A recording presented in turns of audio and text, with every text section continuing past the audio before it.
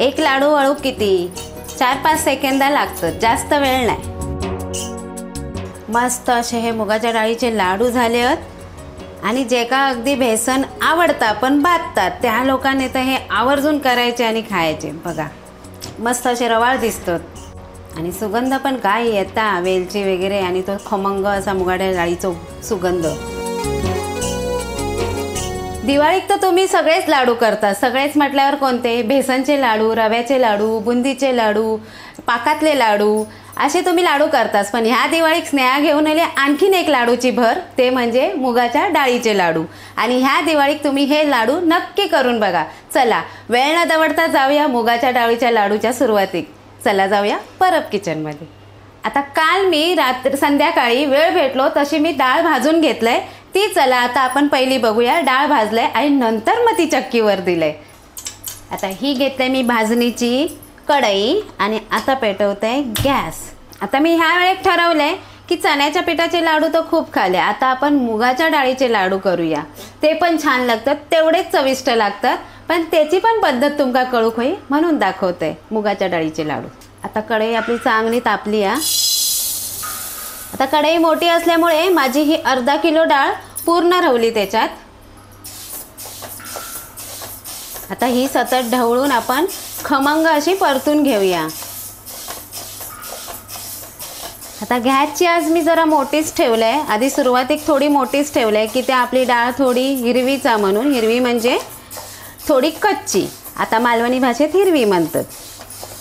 जसजशी ही परतत जायत आणि जसजशी कढई आपली तापत जायत तेव्हा मी गॅसची आत मंद करतले, नाहीतर मीडियम ठेवतले। बरोबर हाताचा व्यायाम मी 10 मिनटं केले, म्हणजे 10 मिनटं आपण ही मुगाची डाळ खमंग भाजून घेतलंय। परब किचन अगदी दरवळता मस्त मुगाच्या डाळीच्या सुगंधान। आणि ही इतपत भाजायची, हीच खरी कसरत आहे, केलास ना की नंतर तुमका पीठ भाजूक वेळ कमी लागतलो। ही बघा मगाशी पिवळी पिवळी धोप होती, मी नंतर काढल्यावर तुमका फरक दाखवते दोन डाळीमधलो। आता मी गॅस घालवते, गॅस घालवले तरी मी ढवळूची सोडत नाही कारण खालची खराकतली, म्हणून ही थोडीशी ढवळत राहतले। आणि नाही ढवळूची तर लगेच आपण परातीत काढून घेऊया।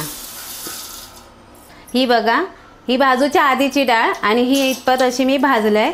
खूप गरम इतकी गरम की परत पण तापली आ। गॅस पेटवते, त्याच्यावर ठेवले मोठी कढई। आता मोठ्या कढईत टाकते छोटीशी वेलची। आता तुम्ही म्हणशाल स्नेहाने एवढी मोठी कढई एवढ्याशा वेलची कित्या घेतल्यान?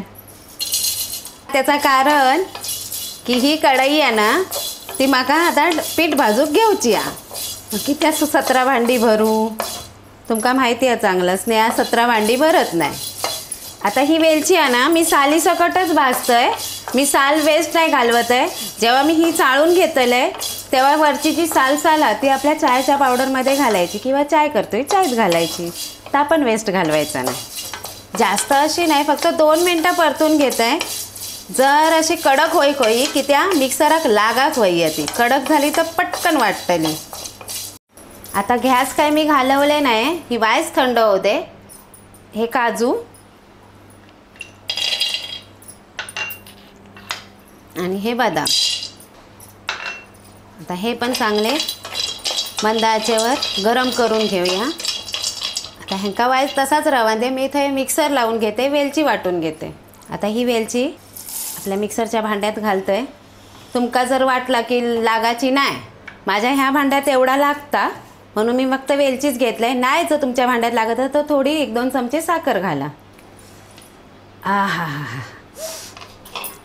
ही आपली सुगंधाबाई, कोथिंबीर नाही हा, वेलची बघा सालीचा सकट वाटलंय, मस्त सुगंध सुटलो आ। आता ही घेऊया आपण चाळून।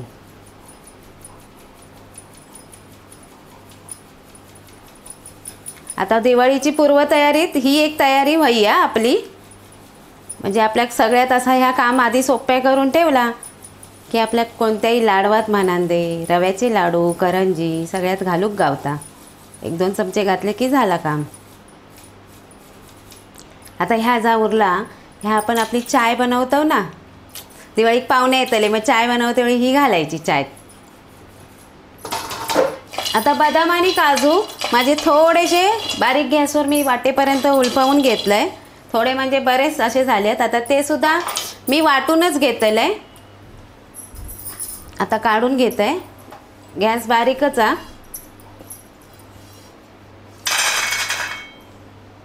आता ह्याच्यात घालतेलं आहे ही आपली 1 चमचा चारोळी.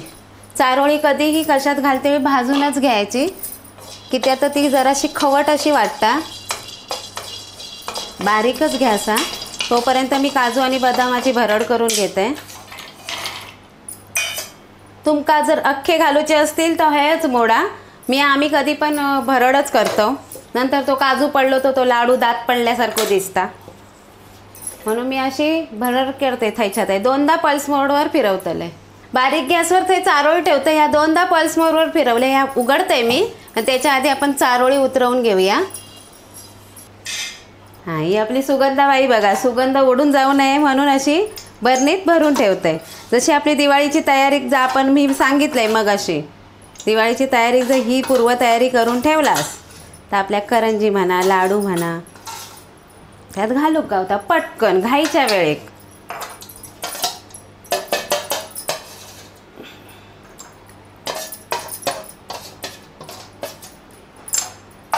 आता ही मी झाकण लावून ठेवते. मस्त अशी गच्च करून ठेवलंय. आता ह्याच ताटात मी चाळतले पिठी साखर. पिठी साखर मी शक्यतो घरीच दळते. पण ह्या वेळेत म्हटलंय थोडी विकतची आणून बघूया.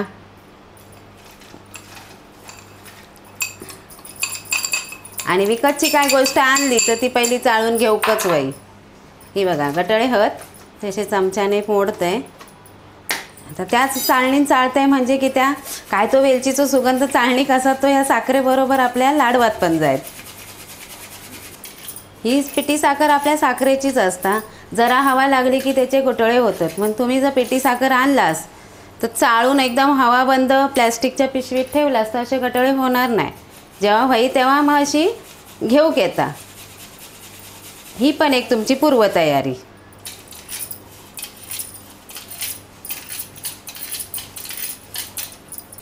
आता आपली ही सगळी चाळून झाली बघा. ही बघा थोडी वेलचीची काही ती बारीक बारीक कणा पण अशी पडली आहेत. आता ह्याच्यात घालूया आपण मुगाच्या डाळीचा पीठ. जा मी काल भाजले होते मुगाची डाळ. आज चक्कीवरनं आणलंय सकाळी बघा. फसफशीत दळल्याना ह्या पूर्ण घालते मी. आता तुमका कळालाच नाही आणि किती मोठी कढई घेतली आणि छोट्या वेलची बघा. अशी मोठी कढई घेतली की कसं एकाच भांड्यात आपली वेलची झाली काजू बदाम झाले चारोळी झाली. आता घातलंय पीठ. आता बारीकच घ्यासा पण मी तुमका काजू बदामाची भरड केली ती काढून दाखवते. आता ह्या बघा मी पल्स मोडवर फिरून घेतलंय. ही पण भरड. ही सुद्धा एक पूर्वतयारी. हा जर तुमका लाडू करूचे हत तर काजू बदाम तुमका अख्खे नाही घालूचेत मोडून नाही घालूचेत तसे भाजून भरड करून ठेवलास तरी सोप्या जाता काम. चला आता आपण पिठाकडे जाऊया. आता गॅस मंद होती एकदम. आता मी थोडी मीडियम करते आणि आपलं हातीचे व्यायाम चालू करते. आता हे काय आपण काल डाळ मस्त खमंग भाजून घेतलेलो त्यामुळे पीठ आता जास्त भाजूची गरज नाही.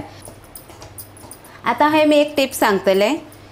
तुमका पीठ जर भाजूचा असात आणि त्याआधी पटकन तुम्ही पहिला काय करतात मी पण करायचंय तुम्हीच काय पीठ पहिला तूप टाकायचं आणि मग भाजायचा असा करायचा. पण असा न करता आपण काय करायचं आधी सुक्या पीठ असा 2-3 मिनटं परतून घ्यायचा आणि मग तूप टाकून भाजायचा. त्याने काय होता पीठ आपला पटकन भाजला जाता.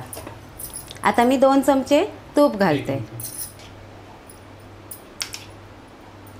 3 चमचे घातलाय हा सॉरी बोलता बोलता. आज आपण मीडियमच ठेवायची आणि तुपाचे हे सगळे गुटळे आता झालेले आहेत ते मोडून घेईपर्यंत आपण ह्या पीठ आता मंद आचेवर ढवळून घ्यायचा. आता बघा आपण जर 3 चमचे तूप टाकलेलं होता सर्वत्र मिक्स झाला. पीठ आपला थोडा ओलसर झाला. आता परत मी तूप घालून घेते. आता मी किती तूप टाकणार आहे ह्या लाडूमध्ये अर्धा किलोच्या तर मी तुमका शेवटला सांगतले. त्याच्यासाठी माझी ही रेसिपी तुम्ही शेवटपर्यंत बघा. हे बघा मी पूर्ण वाटीभरचा तूप घातलेलं आहे तर सगळं आता मोडून घेतलं आहे आणि आपल्या हळूहळू पीठ चांगला फुलान पण इला, मस्त फुलला आणि दिसता सुद्धा रवाळा. आता मी वायच पीठ ठेवलं आहे सुक्यात, आता तुमका दाखवतले फरकसाठी. पण आता माका अजून तूप लागतलं ह्याच्यामध्ये. मी आता 2 चमचे तूप घालून घेते.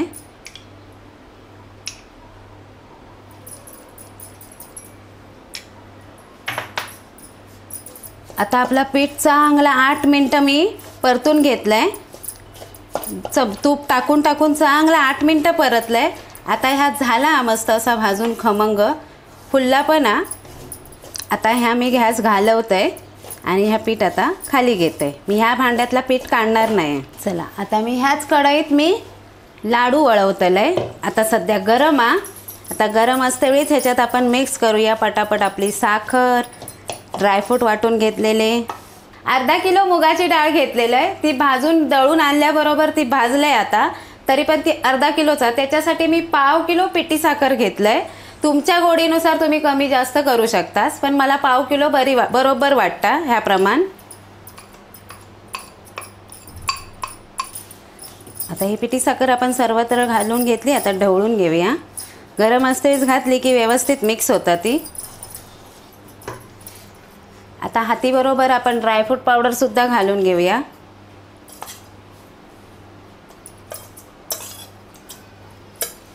मी 7-8 काजू आणि 7-8 बदाम घेतलेले. त्याची एवढी भरड झाली आणि त्याची अशी मी जाडसर अशी पूड वाटून घेतलंय.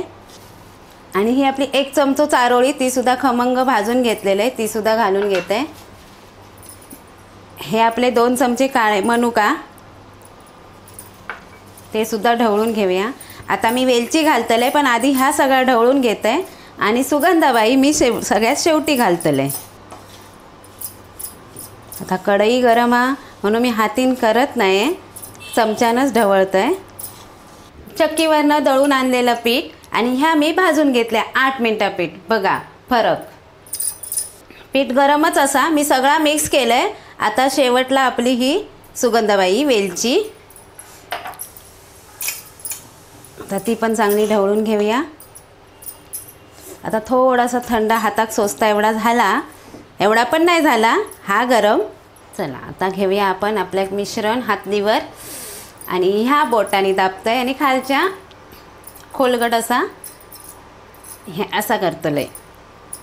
त्या हाताने घेऊन असं दाब द्यायचो. गरम गरम असा म्हणून पटापट पटापट होतात.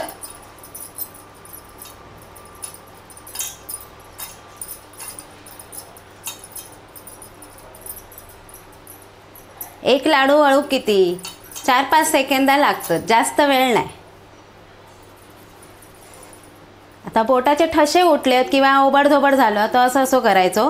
त्यांना जो आपल्या मुगाच्या डाळीचा भुसभुशीतपणा तो सुद्धा येता. हे बघा.